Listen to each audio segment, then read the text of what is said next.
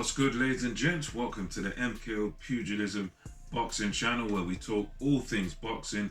Remember to like, subscribe, hit the bell notification, put it on all, and you'll get notified of all the latest content as and when it drops. So there's been a bit of news lately over the past week or so about Anthony Joshua and Tyson the Gypsy King Fury. So as you all know, made other videos on this about Tyson Fury and his 60-40 business, and he wants to fight for free, etc, etc. But as many of you will know, lately he's been getting a bit more serious with what he's talking about, and he's made the call out to Anthony Joshua. And from what sources are saying, it looks like it's going to be December the 3rd. Now, I think initially when this call out was made by Tyson Fury, there was rumors about, from Anthony Joshua's side that December the 17th is actually their preferred date. And I think from what I heard around that time, Frank Warren had allegedly booked the, I think it made the Principality for the 17th of December. So that was a rumored date. But as of lately, over the past week, the talk has all been about, no, it's not going to be that date. It's going to be the 3rd of December. So it's going to be early in December. And for me personally, I believe this definitely favors Tyson Fury. And historically, this will definitely sort of favor Tyson Fury because he brings a lot of advantages into this fight. First of all, he's coming off of a knockout victory. His confidence is going to be sky high. And as I've said previously, not only that, he's getting Anthony Joshua at a weak point in his career, at a weak point, at a downtime. Because obviously Joshua is coming off of back-to-back losses to Usyk. The first fight was a bad loss. He just couldn't figure Usyk out at all. The second fight was a little bit of a better performance by him. There were improvements by Anthony Joshua, but he lost again. I think had Anthony Joshua been coming off of a victory, he'd be in a lot better position to fight someone like Tyson Fury. At least his, you'd think his confidence would be higher. He'd have that knowledge that, yes, this guy beat me, I've avenged the defeat, now I'm coming back, and I'm coming back to fight the best, etc.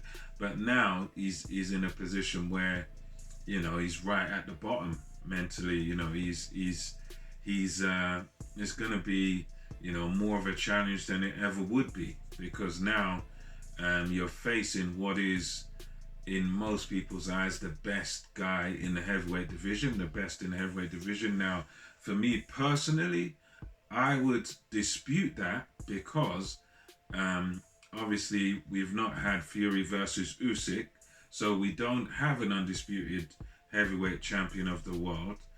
We've got one guy with 3 of the major belts. We've got the other guy with the Ring magazine and the other belt. So for me, until those two fight and we have a winner out of those two, as much as I know most people are going to say Fury is the best, and I don't really have much of a problem with that, but I still like to say, well, unless he actually is the undisputed champion, unless he beats the other man with the rest of the belts and wins all those, I'm not comfortable calling him the best. I think, you've got to prove that against the other champion, but that's another issue. So you got Joshua here going up against, pretty much, if not the number 1, then the number 2 in the heavyweight division. And he's coming off of these losses, and I think that's going to be, at least in my opinion, to his detriment. And you look at great champions of the past, this is not really a pattern that they do. This is not really something they do. In my opinion, he needs to do as Bob Arum says, and others have said, even I think Eddie Hearn himself said that, look, you have a rest, you fight some guys that may be top 15, top 20, get some confidence back, work on things, sort of work on your craft, and then, build your confidence back, get some wins under your belt, and then you fight someone like Tyson Fury. You don't just fight him coming off the back of 2 losses.